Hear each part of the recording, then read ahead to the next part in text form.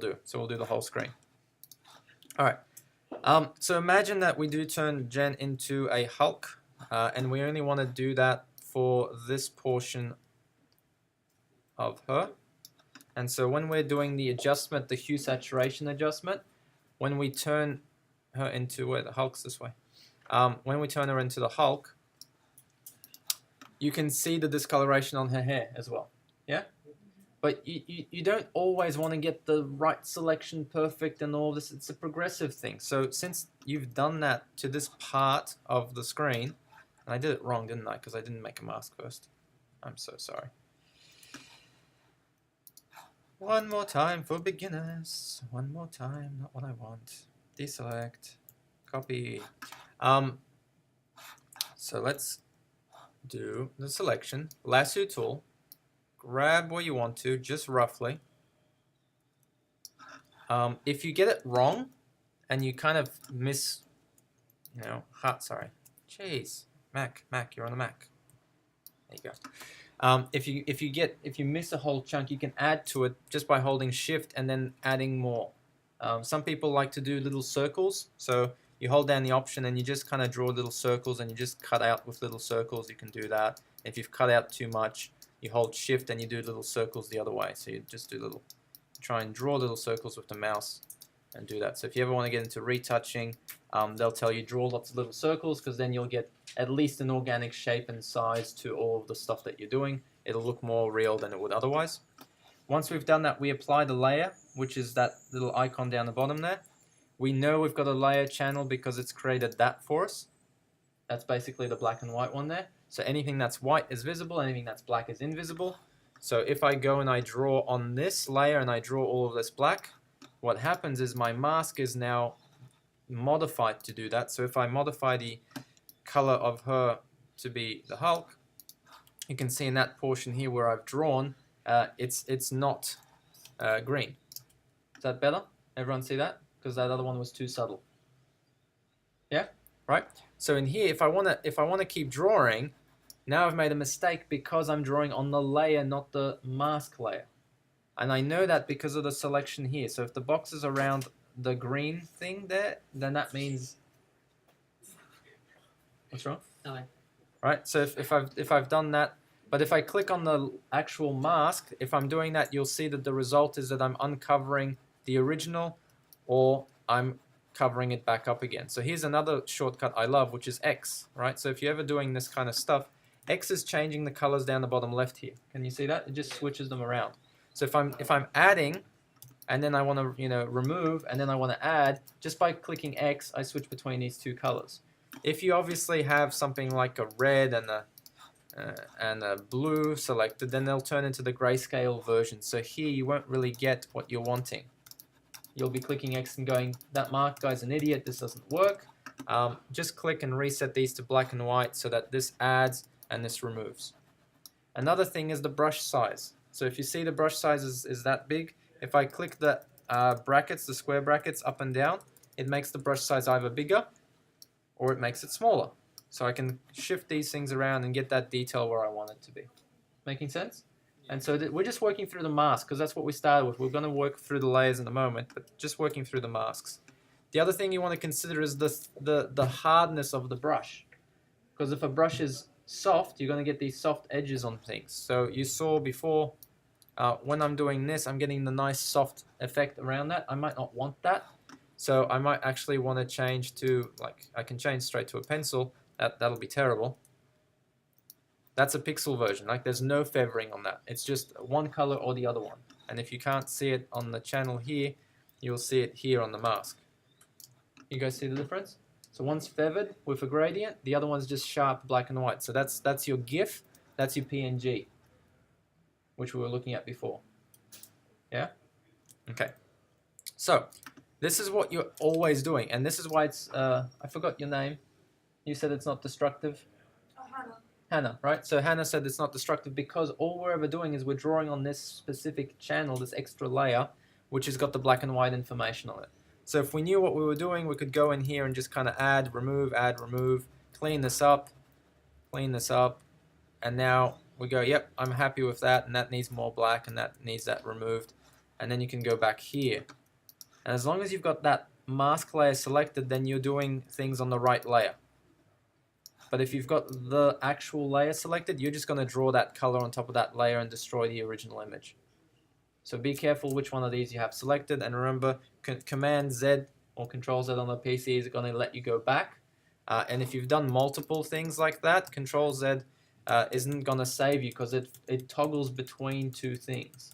So you're going to have to hold down Option, there you go, because I'm on the Mac. You're going to have to hold down Command, Option, and Z, and that goes back in time. And with Shift, you'll go forward in time. Making sense? And it's a specific thing because Photoshop's designed for that purpose, so that if you do this and you go, I wonder if that looks better than this, you can just toggle those and see it.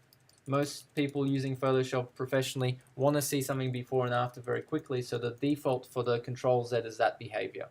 You might think it's unintuitive because in Word it's different. Word has different usages for Control Z. You don't type in the word, excellent, and then Control Z and go, I wonder if it fits here. It's not the same effect. So in here, when you do Control Z, you're visually trying to compare things. And if you're working on, you can do this. This might screw things up. Do I want to do this? Where's my new window? New window. Yeah, I'll show you another day because I don't even know where it is. I hardly use it. But you can have another window for the same image and have it zoomed in, so you can see the zoomed out version in the corner, and then you can work on that one in close up. All right. So let's go back to the brush. And let's make the brush a little bit harder, like that. And I'm on the wrong layer, as you can see, which is awesome. And what we'll do here is we just want to be able to remove that from the hair. And again, if you're not a fan of doing it with the brush tool, you can do this with the lasso if you're more comfortable with the lasso. But what I'm trying to get you used to is that you're just looking for the shape. You're trying to get that shape right. And then once you have the shape of the hair, then you're just cleaning up bits and pieces. And so now I can flick back and I can clean up that, get rid of that because that's skin. And at one point this brush is going to get too big, and that's when we zoom in. And same here. And then this hair. And this hair I need to go in. So now I'm going to do that, go back in, and start messing around here. And this is where you might say, well, I only want to have a 50% opacity. So you can change your brush to be 50% up the top there. And so when you slide over this, it just does a little bit of a gray compared to what we were doing before. Can you guys see that gray? All right, but every time you draw on it, it's going to be, kind of cumulative to the previous one. So be careful with any percentage-based things like that. Because you might not get the effect that you're after. And as we do that, we kind of just start pretending that that's a semi-transparent part of her hair, and just doing this and getting that green to come out wherever you want to. And that's just, and again, that's a hair, so I click X to switch between that, and I'm adding this bit of hair while still being able to see the blue behind it, etc., etc. Right? And then little bits of hair, little bits of hair. Too much, X, change it back to the other color. This is a problem, so I have to make the brush smaller. And if you had to always go back here to change the brush size rather than using the brackets, it just slows you down, and it also frustrates you because you might not be sure if a 27 is correct, and then you go back in here and you look and you go 27 is too big, go back in here, change it back to a 14, oh yeah, that's right. Having this and being able to see it is much easier. This is what I'm trying to sell you guys on the shortcuts for, because it's just visual, it's there, it's in the right position, and it makes stuff like that easier for me. So I'm hoping it'll do that for you. Now we've done that with her hair, and that's all fantastic.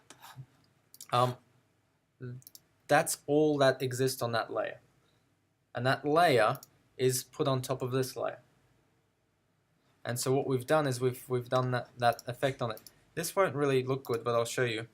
These are different options for layers, how they blend. If you have it on normal, it basically replaces the pixels that are there with the pixels above it.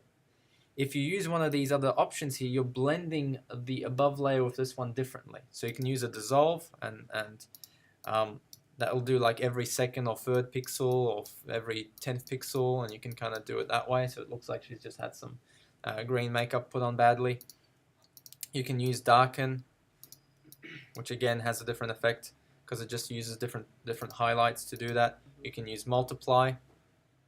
Right now she looks like a goblin rather than the Hulk. Color burn, linear burn, like all of these effects, they're useful under different conditions, especially if you're doing character work and things like that, and you're blending different layers to get highlights and shines and things like that on the character's costume. They're all different blending modes that you can apply.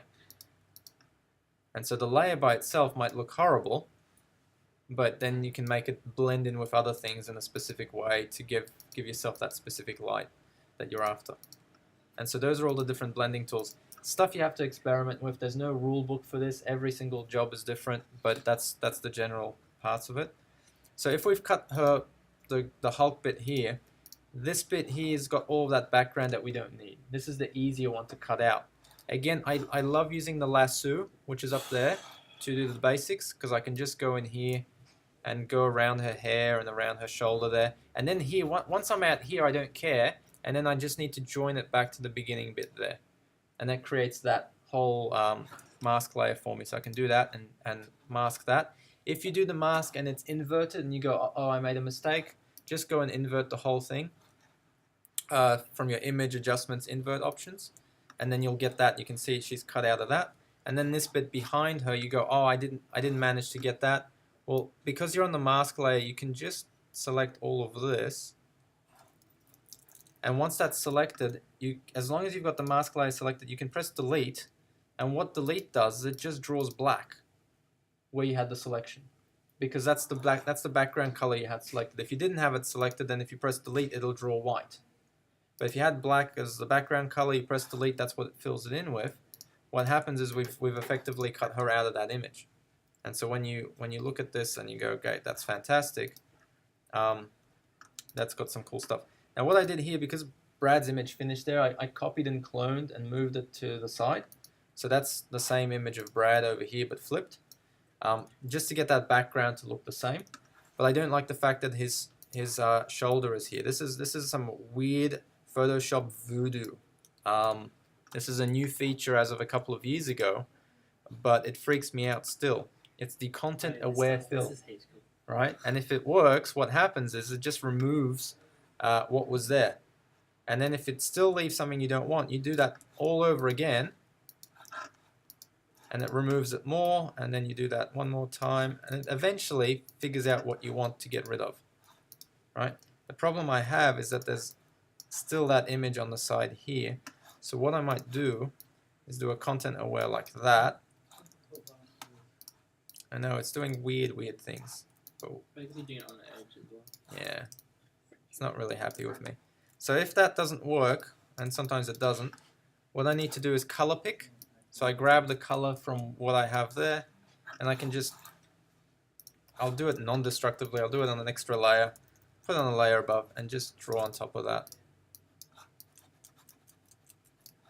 And that means that we now have this nice background image that it looks like Brad was there, and then we can add Jen there, and everyone's happy, right? Without the Hulk. And what we need to do with her hair, again, this is the same stuff, but we don't have the top of her head, right? So I picked a bad image. But what you can do is you can duplicate that layer, move it up slightly. Let's move this one up slightly. And you might want to rotate it slightly to just try and get that roundness, that shape. And then what you can do is just try and blend that. So you only really want that bit, so you only care about that part of it. We don't care about the rest of it. And then you can mess around with this to try and blend it in. So if I move that on top, right, that's her hair extension there, and you can mess around with that and try and smudge things and do things like that. There's a smudge tool somewhere, which allows you to kind of do this, to just blend the edges together and create this seemingly connected bit of hair, which, you know, at close-up looks bad, but on a far-away thing would look better. Not going to try it, but hair takes time. But you can do lots of tricks like that to get things around. Now, if you're still not happy with the way I cut her out of the background because of little highlights like that, you just go back to the original layer here that you had, and you mess around with this just by smudging it. That's what I wanted. By just tapering that stuff off. If you cut too much, it doesn't matter. This is in between the hair, so I have to just kind of get in between the hair. If it just looks weird because you've got hanging hair, get rid of the whole hair, give her a haircut. It doesn't really matter as long as it fits in, right? So as long as the stuff starts to look like it was really there, you give them a haircut wherever you need to. And then the other side's the same, and you just go a little bit closer. A bad job done with this stuff is visible because you see still the highlights like that. That's really bad. You might not see it, but that's really bad, and you can see that in a lot of magazines where you had the work experience people doing it. It just has lots of that because they just go, that's good enough, and they move on. I'm not a fan, so you just want to get in close and actually get rid of that. And I'm happier to trim her hair than I am to leave that white highlight there normally. And again, you can sculpt this and make her hair look smaller than it actually is by giving her a little part, which is going to look terrible. But it just gives you an idea of what you can do if you're stuck for time, right? Right? It's a bad hair day, right? You get it. Good. So all I want you to do is mess around with layers, masks, and one of the other things that I was talking about with the adjustments for the levels is that if you see that we've got different lighting on some of these things, you can mess around with what's happening, where the highlights are, and where the drop-off points are. And so you can mess around with these little triangles here to try and get these two images to look similar. He's a lot more contrasty. His image is a better image than the one that we used of her, so you'd have to mess around with that. If you do use adjustment layers, they're down here. So if you click on that little icon down the bottom, you can have levels there applied just to a single layer. And so if I wanted to, I could do a levels, apply it just to the layer below it by clicking of that. I thought it was all layers all block. Oh, right. Yeah, so if you click that, it's just to the single one. If you have that, it's all the layers below it, which again, sometimes you want that effect. And then here we can just make adjustments to what we want to happen there. So we can do that. As well as going into individual colors. So we can do that on the reds, we can do that on the greens, and we can do that on the blues. With the goal being to try and make these things look as similar to each other as possible so that it seems like they were there in the same place. And it's not even close to what I would want it to be, but it gives you an idea of how to kind of go about it. Any questions? All right. So once you have a